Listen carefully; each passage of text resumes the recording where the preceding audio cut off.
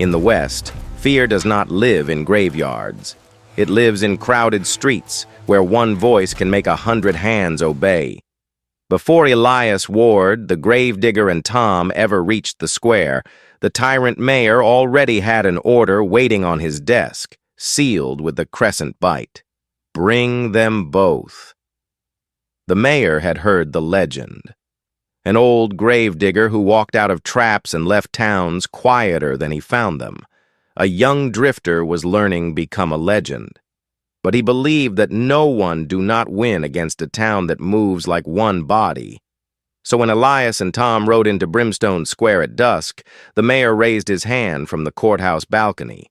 Every porch, every window, every rooftop answered. Not deputies, not outlaws, neighbors. Rifles came up like shutters opening, smooth and practiced, as if the town had rehearsed kindness until it sounded like a command. The square tightened. The exits narrowed. The horses sensed it and stamped, ears flicking, muscles coiling. The mayor smiled down, calm as a man who already counted the outcome. "Hand over the drifter," he called. "Hand over the shovel." Tom's jaw set. He did not flinch like a boy. He measured angles like a grown man who had been hunted before and hated how quickly a crowd could become a cage. Elias stepped forward anyway. A shot cracked from above. The bullet hit Elias in the side, deeper than before, hard enough to steal air and bend time. His blood hit the dust, darkening it in a spreading stain that looked small until you understood what it meant. The square went quiet in a way that was worse than shouting. Quiet is where a town decides if it is still a town. But the mayor's smile widened, certain the legend had finally met numbers. Elias dipped to one knee, a hand clamped to his side. Tom moved toward him, instinct driving his feet. Elias lifted one finger, stopping Tom without looking. "When the crowd surges," Elias rasped. "Do not shoot! Move!" Tom swallowed. He nodded once. The mayor's voice floated down, warm as poison. "Careful, Gravedigger. You are bleeding on my property." Elias forced himself upright. He did not let Tom hold him. He would not let the square see him carried. Not yet. Not while the town still had a choice. Elias looked at the rifles, then past them, at faces, at the barber who looked sick, at the baker with flour on his sleeve and fear in his eyes, at the ranch hand gripping a rifle like it weighed 100 pounds. "Borrowed courage," Elias said loudly. "That is all he has. He borrows you." A ripple passed through the line. One rifle dipped a fraction. A man blinked like he had forgotten he was allowed. The mayor saw it immediately. He did not panic.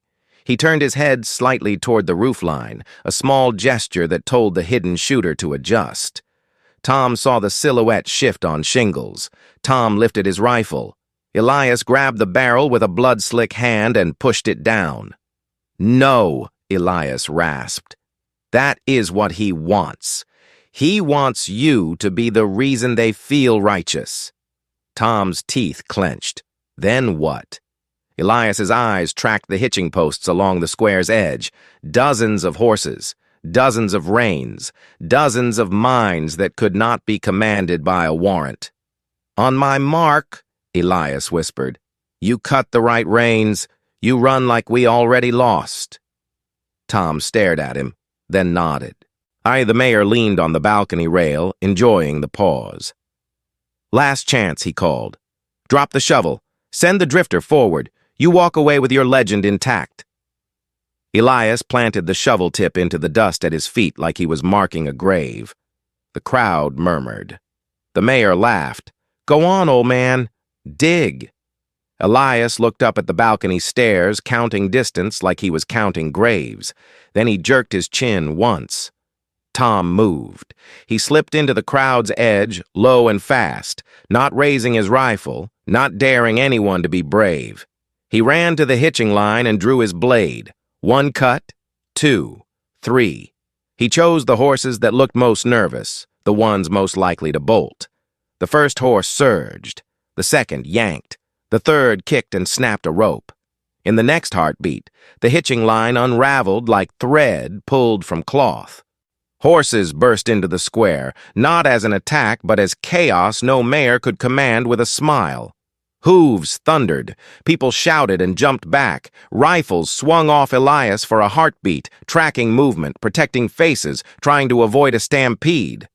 Elias used that heartbeat like money. He staggered hard toward a supply wagon at the square's edge and dropped behind its wheel.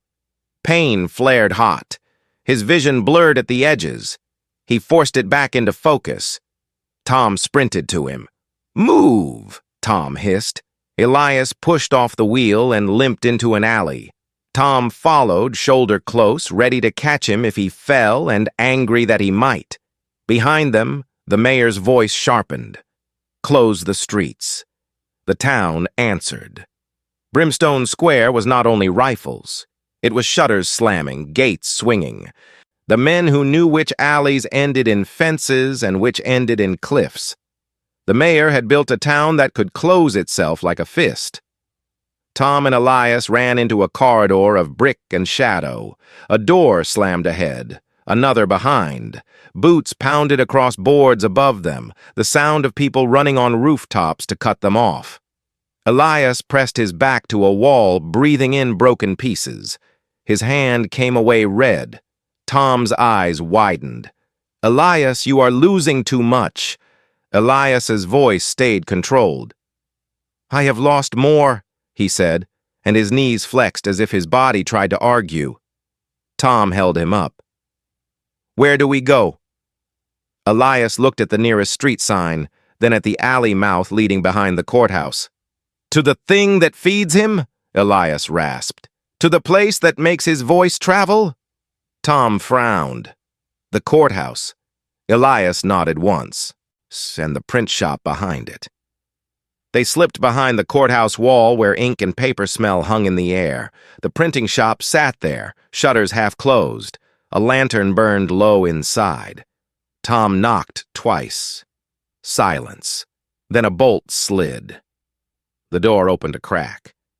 An older man peered out, ink on his fingertips, suspicion in his eyes. He saw Elias's shovel. He saw the blood. He saw Tom's face. Recognition tightened his mouth. "You are him," the printer whispered. Elias did not beg. He did not threaten. "You printed his warrants," Elias said. "Now print his truth." The printer's throat bobbed. "I do not know what you mean." Tom leaned in. "We saw the seal," he said. "You have seen it too." The printer's eyes flicked down the lane, then back. Fear fought with something older than fear. Finally, he opened the door wider. 2 minutes, he hissed. "Then you are dead in here with me." Inside, the shop smelled of oil and ink and hot metal. Press plates hung on the wall like weapons made of words. The printer's hands trembled as he cleared a space. Elias lowered himself onto a stool, careful. The moment he sat, the world tried to go soft. Tom tore open Elias's coat and saw the wound. The bullet had gone in deep. Blood was steady, not dramatic, just relentless. Tom's voice shook. "This is worse." Elias looked up. "Yes," he said. "That is why we end him now." The printer hovered, torn between terror and curiosity. "What truth?" he demanded. "You think I can invent something and survive it?" Elias reached into his coat pocket with a blood-slick hand and pulled out a torn corner of paper, stamped with the crescent-bite. He had snatched it in the surge when the mayor's warrant fluttered and ceremony became scramble. He laid it on the table. Tom leaned in and read the printed line. "Bring them both." Below it, the signature line was not a name. It was a title. The Holder. Tom's breath caught. "Who is that?" Elias's voice was thin. "The man your mayor answers to." The printer's face drained of color. "That seal," he whispered. "That order. I have never seen it in daylight." Elias met his eyes. "Put it in daylight," Elias rasped. "Let the town read what it is really obeying." Outside, a bell rang in the square. Curfew. The mayor's curfew. Not a church bell, a command. Boots thundered nearby. Voices shouted. Search the back lanes. Tom turned to the printer. Can you print 1 sheet? The printer swallowed. I can print 100, he whispered. If I am going to die, I am going to die loud. The press began to move. Plates clanked. Ink rolled. The printer worked like a man who finally decided fear was not the worst thing. Elias stood, swaying, then steadied himself with the shovel handle. Tom grabbed his arm. Elias, you cannot go back out there. Elias looked at Tom, and his eyes did not soften. He planned this, Elias whispered. The mayor is a stage. The town is the chorus. The real man stays in the dark and watches what breaks. Tom's jaw clenched. Then we leave. We take the order and run. Elias shook his head once. If we run now, Elias rasped, he learns he can bleed me and still keep you. That is the lesson he wants you to carry. Tom stared at him. And you want a different lesson? Elias nodded. Yes. Tom's hands tightened into fists. Then tell me what to do. Elias's voice dropped low. You throw those papers into the square, Elias whispered. You do not shoot. You make them read. When the crowd shifts, I go up the balcony stairs. You watch the roof line. If the hidden shooter moves, you make noise. You make confusion. You make anything except a clean shot. Tom's throat tightened. You are going to the balcony. Elias's mouth tightened. He thinks height makes him safe, Elias said. I am going to show him it makes him fall. The printer shoved a stack of fresh sheets into Tom's hands. The ink was still wet. The words were sharp. Bring them both! The holder! Tom tucked the stack under his coat. They slipped out the back door into a narrow lane. The square ahead was still chaos. Horses being reined back, men shouting, rifles trembling as fear tried to become control again. The town wanted to obey, and the town also wanted to pretend it was innocent. The mayor stood above it all, barking orders with that same smooth voice sharpened into steel. Hold your positions. Find them. No one leaves. Tom moved along the crowd's edge and began to toss paper like sparks. A sheet slapped a man's chest. Another landed in the dust. Another fluttered up and stuck against a barrel. People glanced down. They read, Bring them both, the holder. A murmur moved through the square, different from panic. This was confusion turning into suspicion. What is this? Who is the holder? Why is the mayor taking orders? The mayor saw it from above. His eyes narrowed. His voice cut sharp. Lies. Burn them. But the town did not burn fast enough. Words spread quicker than fire when people are hungry for someone else's guilt. Elias used the shifting attention to move toward the side stair door behind the courthouse balcony. 2 men blocked it, rifles low, uncertain now. They were neighbors, not guards. They looked like men who wanted to go home and forget they ever lifted a weapon. Elias stepped toward them, shovel in hand, blood dark on his sleeve. One man swallowed. You need to stop, he whispered. He did not sound like a soldier. He sounded like a father. Elias's voice was calm. You do not want to be the first neighbor, Elias said. Not for him. The man's rifle dipped, a fraction. The second man glanced toward the balcony, then back at Elias. His hand shook. Then he stepped aside. Elias passed through the door and climbed. Each step hurt. Each step took something from him. He counted them anyway. He counted because counting was control. And control was how you stayed alive when your body wanted to quit. Below, Tom watched the roofline. The hidden shooter shifted again, trying to find Elias on the stairs. Tom did not fire. He grabbed a lantern pole near the square's edge and yanked hard. The pole toppled. The lantern swung, crashed into tin pails and water buckets. Metal clanged loud as gunfire. Heads turned. The shooter's aim shifted for a heartbeat. Elias stepped onto the balcony. The mayor turned, startled by the sight of the bleeding legend at his shoulder. Up close, the mayor looked less like a monster and more like a man who had never been told no. "You," the mayor hissed. "Me," Elias answered.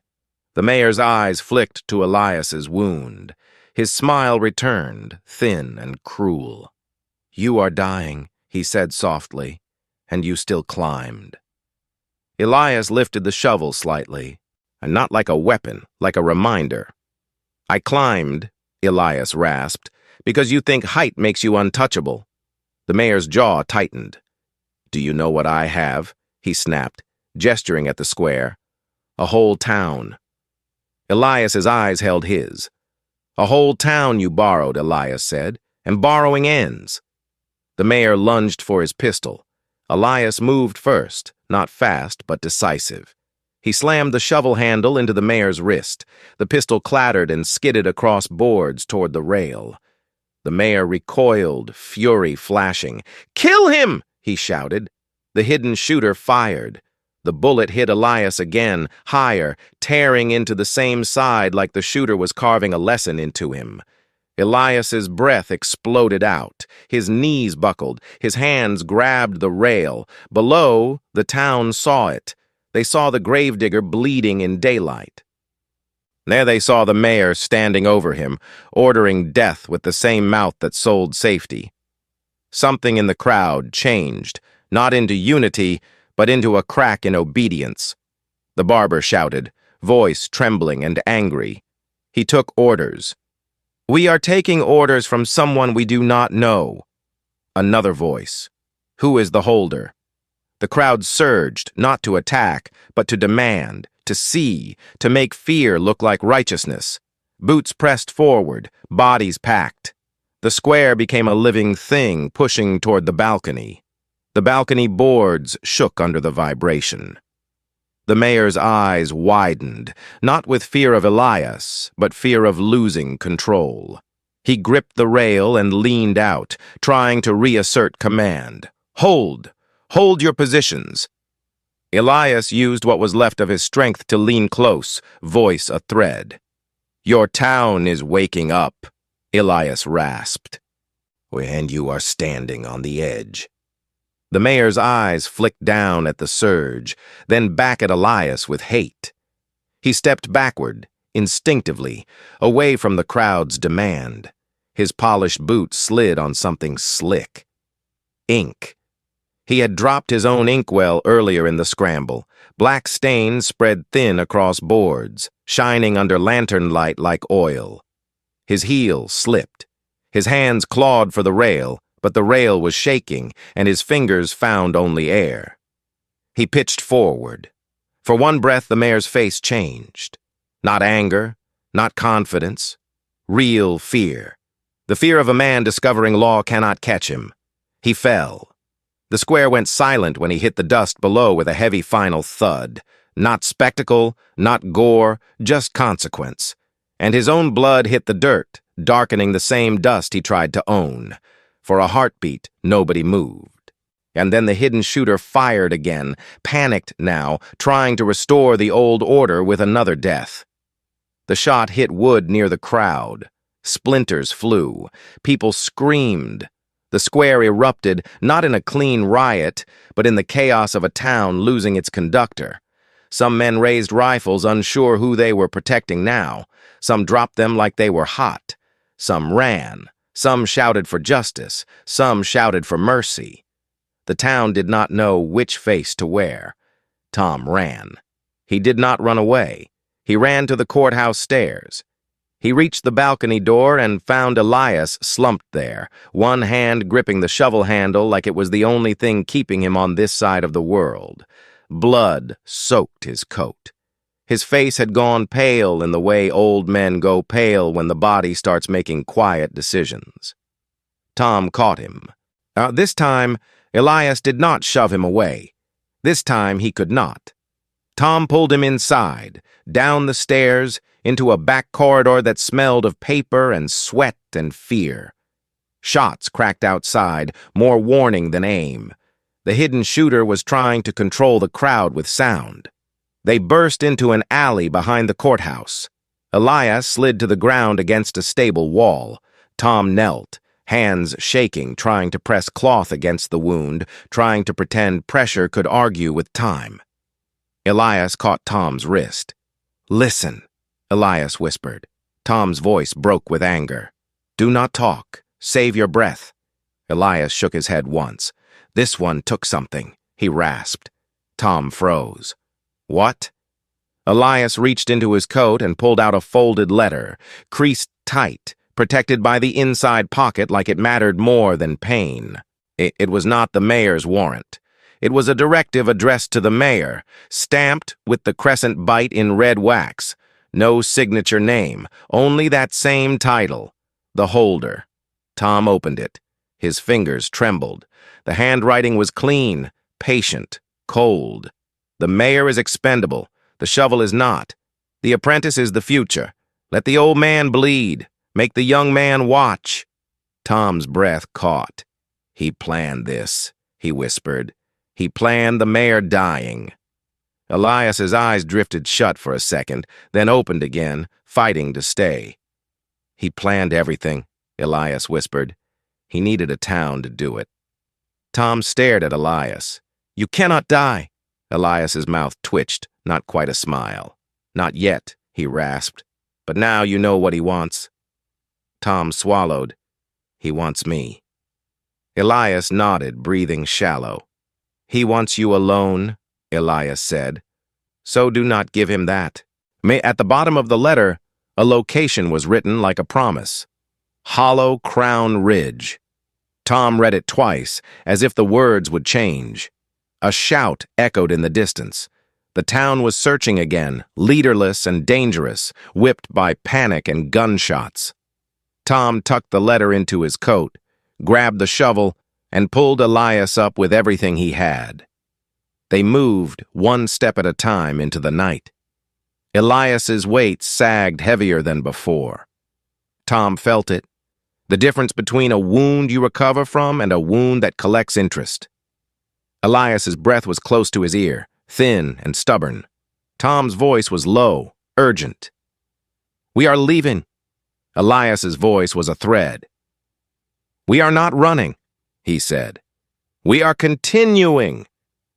Tom looked down the road toward the black horizon and Hollow Crown Ridge. Elias tightened his grip on the shovel handle once, then loosened. "Tom," Elias whispered. Tom leaned close. "I am here." Elias's eyes held his, tired and sharp. "When I cannot stand," Elias rasped, "you do not stop. You carry the story forward." Tom shook his head hard. "No." Elias's gaze did not soften. "That is how he wins," Elias said. "Not by killing me, by making you quit." They disappeared into darkness with the town behind them, still shouting, still confused, still learning too late what it meant to borrow courage from a tyrant.